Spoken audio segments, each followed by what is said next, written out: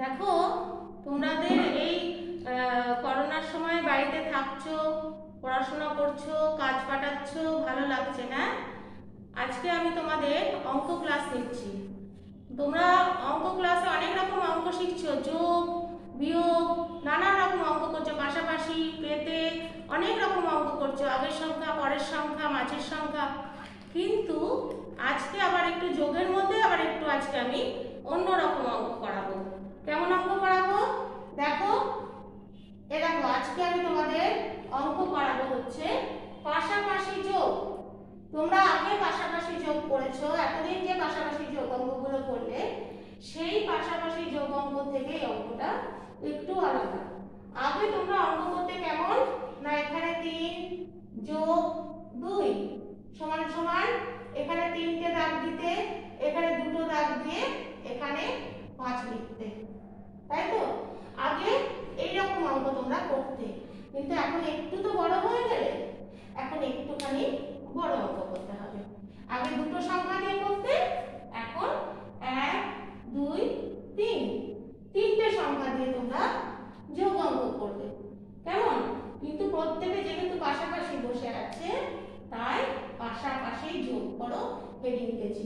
তোমাদের খাতার মধ্যে প্রথম লাইনে এই হেডিংটা লিখবে, পাশাপাশি যোগ করো, ঠিক আছে? তারপরের লাইনটা তোমরা বাদ দিয়ে দেবে। তারপরের লাইন বাদ দেওয়ার পরে তারপরের লাইন থেকে তোমরা লেখা শুরু করবে। এইখানে যে মার্জিন থাকে, সেই মার্জিনের ঠিক পরে তোমরা লিখবে, মার্জিনের পরের ঘর থেকে তোমরা লেখা শুরু করবে।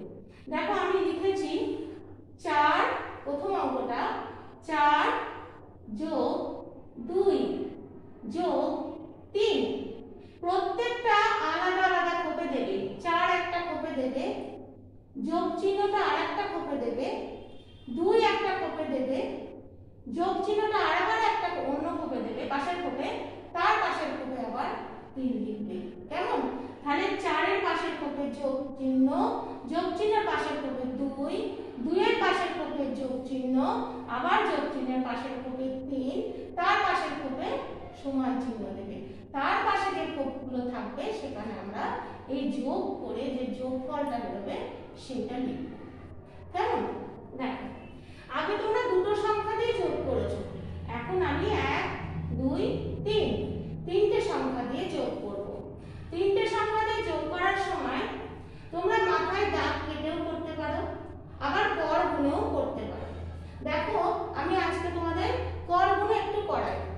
কর গুণে করলে তোমাদের সহজে এটা বুঝতেও সুবিধা হবে, দাগ কেটে আরো সুবিধা হবে, কিন্তু এর পরে তো তোমাদের কর গুণে করতে হবে।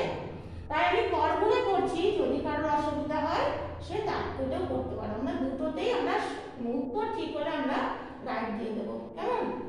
দেখো প্রথমে আছে 4, এইগুলো হচ্ছে হাতের আমাদের কর, এইগুলো হচ্ছে হাতে আমাদের কর।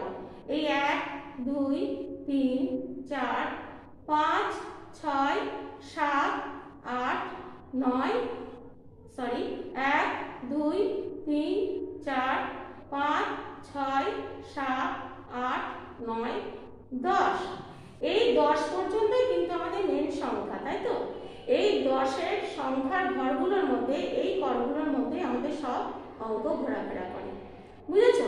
যেমন এটা 1-এর ঘর, এটা 2-এর ঘর, এটা 3-এর ঘর, এটা 4-এর ঘর, এটা 5-এর ঘর, এটা 6-এর ঘর, এটা 7-এর ঘর, এটা 8-এর ঘর, এটা 9-এর ঘর, এটা 10-এর ঘর।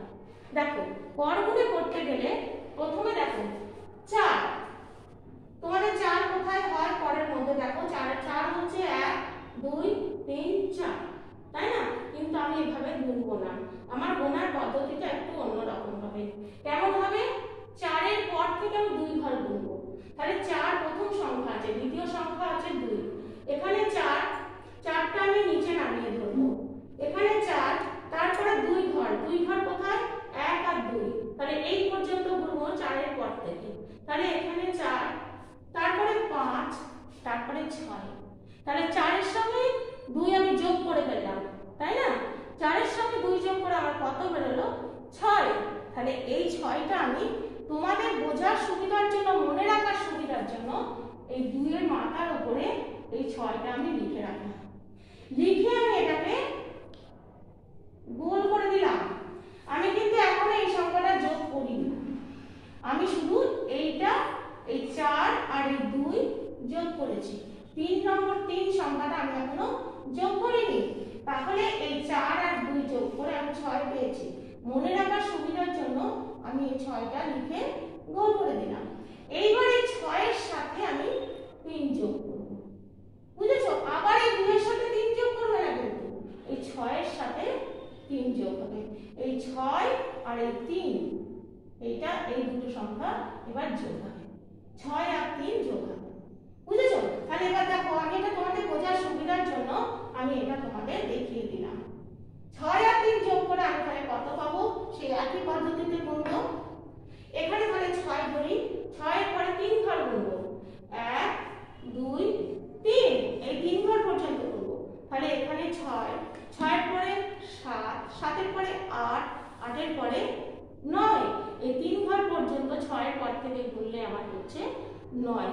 সংখ্যা সব সময় বেড়ে যাবে যোগের ক্ষেত্রে, তাই না? তাহলে আমার 6 এর সঙ্গে 3 যোগ করে কত হলো, 9। তাহলে এইখানে আমি 9 লিখে দেব। পাশের কোপে সমান সমানের পাশের কোপে আমি 9 লিখে দেব। দেখো, তোমাদের বোঝার সুবিধার জন্য আমি এখানে 6 লিখেছি। দেখো 4 আর 2 আর 3, এটা তুমি সমানভাবে যোগ করো, তাতেও তুমি 9 পেয়ে যাবে। আমি এই 6টা তোমাদের বোঝার সুবিধা বা মনে রাখার সুবিধার জন্য বারবার একই কথা বলছি, যে 6টা এখানে আমি এই জন্য লিখেছি।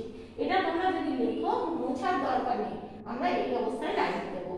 বুঝতে পেরেছো? এবার দেখো পরের অঙ্কটা। পরের অঙ্কটা কি আছে? প্রথমে আছে 5, তারপরে যোগ চিহ্ন, তার পাশের কোপে 2, তার পাশের কোপে যোগ চিহ্ন, তার পাশের কোপে 1। আর তোমরা এই প্রথম অঙ্কটার পরে একটা গোটা লাইন বাদ দিয়ে দাও। বাদ দিয়ে দেওয়ার পরের লাইনে আবার অঙ্ক করো। যেমন 5, 5 এর পাশের ঘরে যোগ, যোগের পাশের ঘরে 2, 2 এর পাশের ঘরে যোগ, তার পাশের ঘরে 1, তার পাশের ঘরে সমান সমান চিহ্ন। বুঝতে পেরেছো? এইবার আমরা একই পদ্ধতিতে যোগ করি। তাহলে একই পদ্ধতিতে যোগ করতে গেলে আবার দেখো, 5, 5 এর সাথে 2 যোগ করো। 5 এর সাথে 2 যোগ করলে কত হবে, এই দেখো আমি করি। 5 আমি এখানে ধরে নিই, তারপরে 2 ঘর পর্যন্ত গুনতে হবে। 5 এর পরে 2 ঘর মানে 5, 6, 7।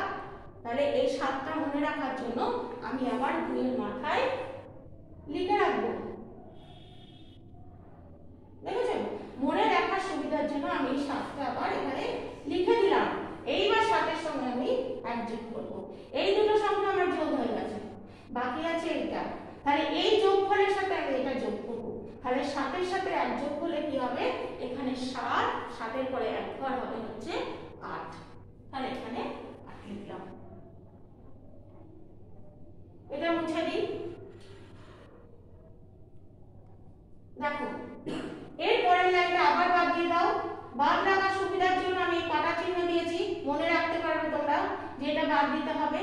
তারপরে দেখো অঙ্কটা লিখেছি 3 যোগ, পাশের কোপে যোগ, তার পাশের কোপে 0, তার পাশের কোপে যোগ, তার পাশের কোপে 2, তার পাশের কোপে সমান সমান চিহ্ন দিয়েছি। এখানে দেখো এই 0 দিয়েছে একটা, তাই না? এখানে একটা আমি 0 দিয়েছি। কেন দিয়েছি? তোমাদের বোঝার জন্য। দেখো 3 আর 0 যোগ করলে কি কিছু হবে? সেই 3ই থাকবে। 0 মানে কি কিছু? 0 মানে তো কিছুই না, তাই না? যেহেতু 0 মানে কিছু না, তাই 3 এর সঙ্গে 0 যোগ করলে আমাদের 3ই হবে। তাই এই 3টা আমি এখানে লিখে দিলাম। এইখানে যেমন লিখেছি এখানেও তাই লিখলাম। এইবার 3 এর সাথে তুমি 2 যোগ করো।